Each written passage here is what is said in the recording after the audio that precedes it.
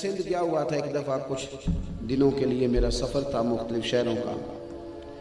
तो वापस हमें बाई रोड आना था। तो अब आसानी हो गई है, अगर आप सखर से कराची जाते हैं फ़्लाइट लेने के लिए तो वहाँ भी आपको जाने में 8-9 घंटे लग जाते हैं, और इन्हीं 7-8 घंटों में आप लाहौर आ जाते हैं मोटरवे से। तो मैंने कहा अभी वापस क्या जाना है, बाई रोड चलते हैं। तो गाड़ी पे हम निकले तो ड्राइवर से मैंने कहा ले भाई बेटे आसानी हो गई, सखर से लाहौर तक का मोटरवे सीधा रास्ता। उसने मुझे बड़ी पते की बात बताई, कहने लगा पीर साहब ए औखा जी, ये रास्ता मुश्किल है। मैंने कहा जी क्यों? कहने लगा जी इस पे स्पीड ब्रेकर ही कोई नहीं, नींद आनी शुरू हो जाती है, ये खतरनाक है। अगर कहीं स्पीड ब्रेकर आए ना, कहीं को रक्शे वाला आए, कई दफ़ा रक्शे वाला गलत क्रॉस भी करता है, उल्टा तनकीद भी करता है कि तुहानू चलानी नहीं आती। कहते हैं वो जो थोड़ी देर बंदा गुस्सा करता है उससे भी ज़रा आंखें खुली रहती हैं, वो थोड़ी देर जो बंदा ऊपर नीचे होता है तो ज़रा ब्रेक लगती है तो बंदा ताज़ा दम रहता है। पलटना झपटना, इकबाल कहते हैं पलटना झपटना और झपट कर पलटना, ये लहू गर्म रखने का है एक बहाना।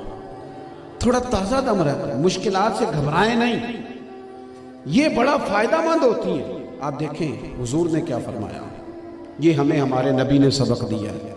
हुजूर फरमाने लगे अल्लाह के हर नबी को सताया गया, मैं रब का आखिरी नबी हूँ, मुझे सबसे ज़्यादा तकलीफ़ें आई। इन तकलीफ़ों में वक्त गुजारना, भूख है तो लोगों के सामने रोएंगे तो क्या लोग दे जाएंगे? बीमारी है तो लोगों के सामने रोएंगे तो लोग दे देंगे?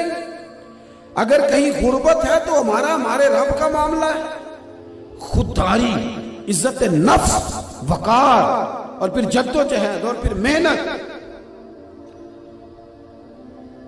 इकबाल कहते हैं मैं लंदन में वकालत करता था, एक खातून थी लेडी बार्नस उसका नाम था, तो अपने मुकदमात मेरे पास लेके आती थी। एक दफ़ा वो, और उस औरत की दास्तान ये थी कि वो एक होटल की मालिका थी, होटल चलाती थी। उसका शौहर बरतानिया की आर्मी में ऑफिसर था। कहते हैं एक दिन वो आई तो उसने बुर्का पहना हुआ था, नकाब ओढ़ा हुआ था। मेरे लिए बड़ी खुशगवार हैरत का वक्त था। मैंने कहा बीबी खैर है? कहने लगी मुझे पता था आप ज़रूर पूछेंगे। अल्हम्दुलिल्लाह मैं मुसलमान हो गई हूँ और मेरा शौहर भी मुसलमान हो गया। कहते मैंने कहा खैर है, किस तरह? तो कहने लगी मुफ्ती साहब के हाथ पे नहीं, उलमा ने भी बड़े लोगों को मुसलमान किया, सूफिया ने भी बड़ों को किया, लेकिन कहने लगी आज ना मेरे होटल में जो बर्तन मांजने वाला बाबा था ना, उसी के हाथ पर मुसलमान हो गई, बर्तन धोता था। मैंने कहा किस तरह? कहने लगी मैं और मेरा शौहर औलाद भी नहीं थी, माल बड़ा था, पर छोटी छोटी बातों में डिप्रेशन का शिकार होते थे, टेंशन बढ़ी रहती थी। बाबा जी मेरे होटल में बर्तन मांजते थे, बड़े पुराने, हिंदुस्तान से, उस वक्त इंडिया पाकिस्तान इकट्ठा था, हिजरत करके यहाँ आ गए। उनका बेटा कैंसर का मरीज था, एक पोता था, एक बहू थी। क्योंकि बेटा मरीज था तो वो बाबा जी सारा दिन काम करते और मजदूरी करके घर चलाते। एक दिन उन्होंने मुझे आके कहा छुट्टी चाहिए। मैंने कहा खैर है? कहने लगे मेरे बेटे का इंतकाल हो गया। किसी दानश्वर ने कहा था कि बाप का जनाजा उठाना आसान होता है वो भी बड़ा मुश्किल, लेकिन बनिस्बत बेटे के जनाजे की तो दुआ करो किसी को बेटे का जनाजा ना उठाना पड़े, ये बड़ा मुश्किल काम है। अल्लाह सबको औलाद की तकलीफ से बचाए। तो बेटा फौत हो गया। खातून कहती कलम रुक गई, मैंने गाड़ी में घर भेजा, मैंने कहा अल्लाह तेरा भला करे। वो चले गए। 2-3 दिन के बाद मैं और मेरा शौहर ताज़ियत के लिए गए, तो हमने कहा यार एक ही बेटा था, चला गया, दुनिया ही अंधेर हो गई, कैसे ताज़ियत करेंगे? लेकिन जब जाके हमने उससे कहा ना कि बाबा हम तुझसे क्या ताज़ियत करें, तो कहते हैं उसने आंखें खोली तो चेहरा रोशन है। सर झुका के बैठे थे, ऊपर देखा, आंखें खोली, रोशन चेहरा, ताबनाक और बड़ा बाहिम्मत, हौसले वाला लबो लहजा। कहने लगे बीबी मेरे ख़ानदान में कई लोग बे औलाद भी चले गए, खुदा ने फजल से बेटा दिया था, हिकमत के तकाजे गालिब हुए तो ले गया, मैं अपने रब पे बड़ा राजी हूँ, मैं राजी हूँ। मैं हैरान हो गई। वापसी मैं और मेरा शौहर बातें करते आए कि इतना सब्र, इतना हौसला। फरमाते हैं कि बस जी अब तो बात खत्म होने लगी, अल्लाह आपको जज़ाए खैर दे। तो पहले खुलनी थी तो खुल जाती, अब तो बंद होने का टाइम आ गया है। अल्लाह आपको खुश रखे। आप बात सुने, बस मैं बात मुकम्मल कर रहा हूं। फरमाने लगे कि खोल दे दी, अगर खोल सकती है तो एहतजाज शुरू हो गया है। अल्लाह को हो जाती है जी। आप हौसले से करें जी, बाजों का साउंड वाला दोस्त प्रेशर में भी आ जाता है। कितने लोग कह रहे हैं तो पता नहीं क्या होने लगा। इत्मीनान से करें जी, टेक्निकली मसला इस पर गौर करें। आप तवज्जो करें जी। वो कहती है, हमने कहा यार इतना सब्र, हम तो छोटी छोटी बातों पे टेंशन लेते हैं। वापस आ गए। बाबा जी से कहा थोड़ी छुट्टियां कर लें, तो बाबा जी कहने लगे मैं दूसरों की जेबों से नहीं खाता, मुसलमान हूं, मेहनत करके खाता हूं, मैं सवेरे ड्यूटी पे आऊँगा। कहते हैं वो मैं बात भूल गई, ज़माना गुजर गया। एक दिन ना फिर वो बाबा जी आए छुट्टी मांगने, और चेहरा फिर उनका अफसुर्दा। मैंने कहा खैर है? कहने लगे मेरे रब का एक और फैसला आया, मेरी बहू भी फौत हो गई।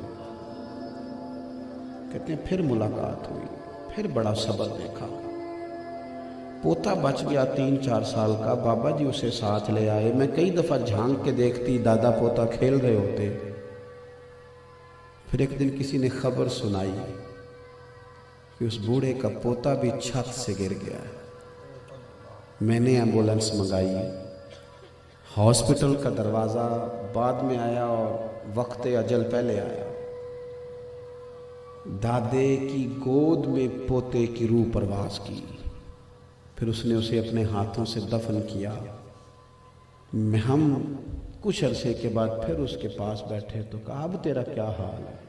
दुख कबूल मोहम्मद बख्शा, सानू दुख कबूल मोहम्मद बख्शा, बस राजी रहन प्यारे। अब तेरी क्या कैफियत है? तो कहने लगा बात वही है कि जो मेरे रब की रजा है मैं भी उस पर राजी हूँ। फिर कहने लगा बीबी हम मुसलमान हैं, हमारे अकीदे बड़े साफ सुथरे हैं, मैं पका हुआ फल हूँ, कुछ अरसे के बाद मैं भी गिर जाऊंगा, अल्लाह जन्नत में फिर सबको इकट्ठा फरमा देगा, करम हो जाएगा, और हमारी तो कब्र भी जन्नत का बाग होती है। वो खातून कहती है मैंने उसे कहा इतना सब्र, इतना हौसला कैसे मिलता है? कहने लगा आ तू भी मेरे नबी का कलमा पढ़ जा, आ जाना। ये हौसले हुजूर देते हैं। कैसे? सही मुस्लिम में हदीस है, हज़रत अबू तलहा अंसारी रज़ी अल्लाह तआला अन्हु के बेटे बीमार थे, शदीद मजदूर आदमी थे, मजदूरी करनी है तो कुछ ला के देना है। जब कुछ दिन छुट्टी की तो अहलिया कहने लगी आज आप ड्यूटी पे जाएं, मैं बेटे को देखती हूँ। शौहर काम पे चले गए, बेटे का इंतकाल हो गया। बेटे का इंतकाल, और माँ के सामने बेटा इंतकाल कर जाए। शाम को शौहर घर आए, का बेटे का क्या हाल है? कहने लगे खुदा के फजल में सुकून से है। चादर डाल दी बेटे। शौहर ने खाना खाया, और भी जो मामलात थे वो हुए। सहरी का वक्त हुआ तो माँ ने, हौसले वाली माँ ने उठ के शौहर का हाथ थामा। कहने लगी हुजूर के सहाबी हो, एक सवाल पूछना था। कहा पूछिए। कहने लगी अगर आपके पास कोई अमानत रखवाए और फिर वापस मांगे तो क्या करोगे? सहाबी फरमाने लगे सादी सी बात है, मैं सही सही करके अमानतदार के हवाले कर दूंगा, उसे वापस दे दूंगा। अब वो खातून रोई आंसुओं से। कहने लगी फिर बेटा भी अल्लाह की अमानत था, उसने अपनी अमानत वापस मांगी, अपनी अमानत वापस मांगी। तो फिर हमें क्या करना चाहिए? उठे शौहर, आंसू तो गिरे पर हौसले से कफन दफन जनाजा। सुबह तदफीन के बाद जब हुजूर की बारगाह में आए तो अल्लाह के प्यारे महबूब फरमाने लगे रात तेरा और तेरी बीवी का अमल खुदा को भी बड़ा पसंद आया है और मोहम्मद मुस्तफ़ा को भी बड़ा पसंद आया, अल्लाह तुम्हें बरकत देगा।